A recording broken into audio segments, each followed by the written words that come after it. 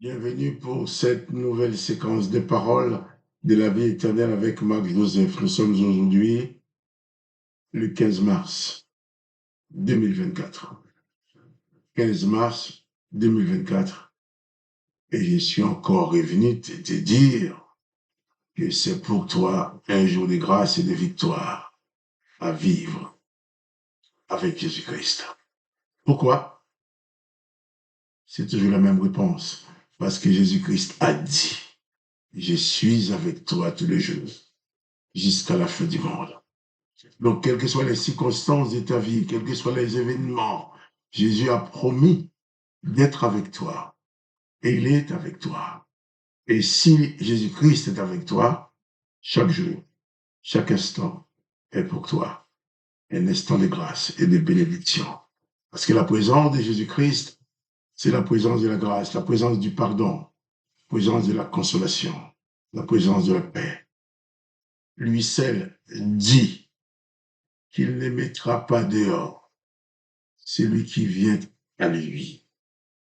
Quelles que soient tes origines, quelle que soit ta situation, quel que soit l'état de ta vie, quels que soient les événements de ta vie, même si tout le monde te rejette, même si personne ne veut plus entendre parler de toi, même si tout le monde veut te bannir, Jésus-Christ t'accueille à bras ouverts. Il te dit, viens à moi, toi qui es fatigué et chargé de porter de lourds fardeaux, et je te donnerai du repos. Alors Jésus-Christ t'appelle. Si tu n'as pas encore cette conscience que Jésus-Christ demeure dans ta vie, si tu n'as pas encore pour un engagement avec Jésus-Christ, pour qu'il soit le sauveur et le maître de ta vie, eh bien c'est le moment de le faire, à l'instant même. Dis-lui seulement, Seigneur Jésus, je t'invite à venir dans ma vie en tant que sauveur, en tant que maître. Et tu vas pouvoir expérimenter cette richesse, je dirais, ce privilège de savoir que tu as Jésus-Christ avec toi tous les jours jusqu'à la fin du monde. Et quelles que soient les circonstances, il dit qu'il est avec toi. Et c'est ce que je suis venu te rappeler aujourd'hui, pour ce jour du 15 mars 2024. Souviens-toi et n'oublie jamais que Jésus-Christ est avec toi. Sois conscient de sa présence dans ta vie. Et regarde toujours à lui. Attends-toi toujours à ce qu'il agisse avec toi, à ce qu'il intervienne dans ta vie. Et tu verras, il le fera toujours. Que les noms de Dieu le Père soient bénis. Que les noms de Jésus-Christ soient bénis. Que toi aussi, tu sois béni. Car il est de la volonté de Dieu, la volonté de Jésus-Christ, qu'il y ait la bénédiction dans ta vie. Et si Jésus-Christ est présent en toi, s'il est présent dans toute la plénitude de sa bénédiction, de sa bonté et de sa grâce. Jésus-Christ a même dit que nous pouvons prier, adresser nos prières au Père en son nom. Il nous a donné procuration pour aller devant le Père en son nom. Il a dit, quand on va devant le Père en son nom, mais la prière sera exaucée. C'est ce que je vais faire avec toi en cet instant. Je ne sais pas si quelqu'un a déjà prié avec toi, mais là, je vais prier avec toi. Bien sûr, tu ne peux pas me voir, me toucher physiquement, mais ton esprit, mon esprit et l'esprit de Jésus-Christ sont dans une telle communion que nous sommes réellement unis dans cette prière. Père, je bénis ton nom pour mon frère, pour ma sœur, cet homme, cette femme qui écoute, qui regarde cette vidéo et qui prie avec moi. Je te l'apporte. Je la place au bénéfice de ta grâce, au bénéfice de tes bénédictions. Et je te demande, Père, dans le nom du Seigneur Jésus-Christ, de bénir cette sœur, de bénir ses frères, d'intervenir dans sa vie, pour que les choses changent positivement pour elle et pour lui, pour que les événements, Seigneur, lui soient favorables. Car même si aujourd'hui les événements lui sont défavorables, je sais que toi, Dieu le Père, toi, Jésus-Christ, tu lui es favorable. Alors, papa, merci, parce que dans le nom de Jésus, tu visites mes bien-aimés, tu fais du bien à leur corps, leur âme et leur esprit. Et je te remercie pour tout cela. dans le nom du Seigneur Jésus-Christ, mon Sauveur et mon Maître bien-aimé. Amen. Amen. Jésus-Christ dit que si tu demeures dans sa parole et que sa parole demeure en toi, demande ce que tu veux et cela te sera accordé. Oh, tu me diras que c'est facile à dire.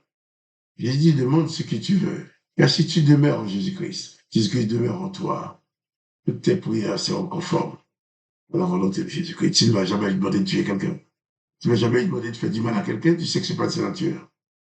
Mais tu vas laisser au Père des prières conformes aux enseignements de Jésus-Christ.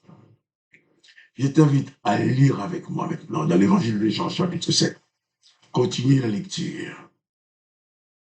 Hier, nous avons parlé des pharisiens. Non, j'ai même parlé de ces huissiers qu'on avait envoyés pour arrêter Jésus. Et qui sont revenus en disant, jamais homme n'a parlé comme cet homme, nous ne pouvons pas l'arrêter. Et les pharisiens leur répliquèrent, est-ce que vous aussi, vous avez été séduits? Y a-t-il quelqu'un des chefs des pharisiens qui ait cru en lui? Mais cette foule qui ne connaît pas la loi, ce sont des maudits. J'avais dit hier que ces gens-là pouvaient traiter les autres de maudits, pouvaient dire que les autres qui croient en Jésus-Christ sont des personnes maudites, parce que même déjà baignaient dans la malédiction sans le savoir, tout en se croyant bénis. Alors, au verset 50, Nicodème qui était venu de nuit vers Jésus et qui était l'un d'entre eux, l'entre les pharisiens, leur dit, notre loi condamne-t-elle un homme avant qu'on l'entende et qu'on sache ce qu'il a fait? Ils lui répondirent, es-tu aussi galiléen? Examine, et tu verras que de la Galilée, il ne sort point de prophète. Et chacun s'en retourna dans sa maison. Voilà. Les pharisiens qui insultent les foules qui suivent Jésus, Nicodème, lui-même qui connaissait Jésus, mais on se colle en cachette. Parce que si Nicodème avait déclaré ouvertement sa foi en Jésus-Christ, il aurait été rejeté du club des pharisiens. Il aurait été éliminé. Peut-être même tué, je ne sais pas. Mais en tout cas, si Nicodème avait laissé comprendre aux autres qu'il croyait en Jésus-Christ, il aurait passé un très mauvais moment avec ses collègues. Mais Nicodème, qui était venu de nuit voir vers Jésus, et qui était l'un d'entre les pharisiens, leur dit, notre loi condamne-t-elle un homme avant qu'on l'entende et qu'on sache ce qu'il a fait? Nicodème, sans se dire disciple de Jésus-Christ, voulait quand même faire quelque chose pour défendre la cause du maître. Et ils répondirent à Nicodème, es-tu aussi galiléen? Examine, et tu verras que dès la Galilée, ils ne sont point des prophètes. Nicodème intervient en faveur de Jésus. Mais les autres vont lui brandir leur tradition en disant, tu sais bien, ils ne sont pas de prophètes de Galilée, Jésus est galiléen, il ne peut rien sortir de bon de Galilée. Comme quelqu'un dit, petit, lui, quelques-uns des bons de Nazareth. Là, du Galilée, non, il n'y a rien de bon qui sort du Galilée. Et il dit, et chacun s'en retourna dans sa demeure. Quand Jésus-Christ est présent, personne ne peut rester neutre devant la présence de Jésus-Christ, où on va l'accepter, où on va la rejeter, où on va accepter cette présence, cette délicieuse présence de Jésus-Christ, où on va la rejeter. Il n'y a pas de neutre. Où on vit avec Dieu et on fait tout ce possible pour accomplir sa volonté, où on ne vit pas avec lui, alors on fait tout ce possible pour accomplir la volonté d'autres esprits. d'autres puissances qui veulent aussi régner sur l'humanité. Mais Jésus-Christ lui-même a toujours été et sera toujours un propagateur de bénédiction. Il n'y a aucune malédiction en lui. Les gens vont dire de Galilée, il ne peut rien sortir de bon. Et pourtant, il y a beaucoup de gens de Galilée que le Père a utilisés. Une grande partie des disciples de Jésus étaient des Galiléens. Et le Père les a utilisés. Dieu ne cherche pas à savoir, à connaître tes origines, qu'ils soient galiléens, qu'ils soient parisiens, qu'ils soient phéniciens ou autres. Ce qu'il veut savoir seulement, c'est est-ce que ta vie lui appartient? Est-ce que volontairement, un jour, tu as donné ta vie à Jésus-Christ? Ça, c'est important. Mais que tu viennes du nord, du sud, de l'ouest ou de l'ouest ou du centre, ça ne change rien du tout.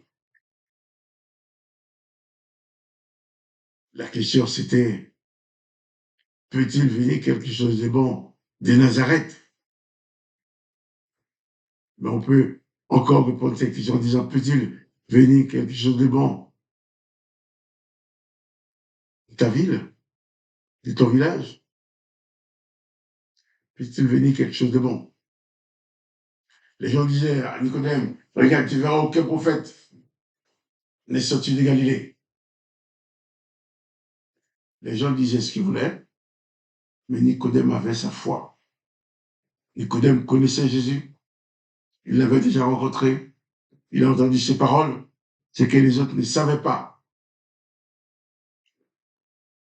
Mais c'est Nicodème qui va dire, bien, on ne peut pas condamner un homme avant de l'avoir entendu.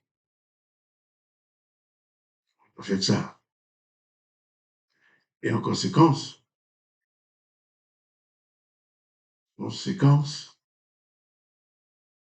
Jésus-Christ lui-même, tout en étant en Galilée, servait la cause du maître.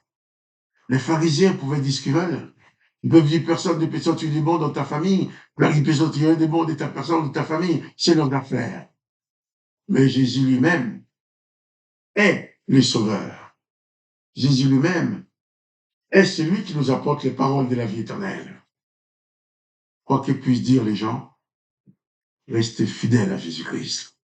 Réalise sa présence de ta vie, dans ta vie. Et bannis la panique, bannis toute forme de peur. Là où Jésus-Christ est présent, tout est encore possible. Et le nom de Jésus-Christ soit béni. Et le nom de Dieu le Père soit glorifié. Et toi aussi, mon frère, ma sœur, qu'il soit béni. Et quant à moi, mon Joseph, je te dis seulement à bientôt pour une autre séquence de paroles de la vie éternelle. Et surtout, pas de panique. Jésus-Christ est avec toi tous les jours jusqu'à la fin du monde. N'aie pas peur des événements. Confie-toi en Jésus-Christ.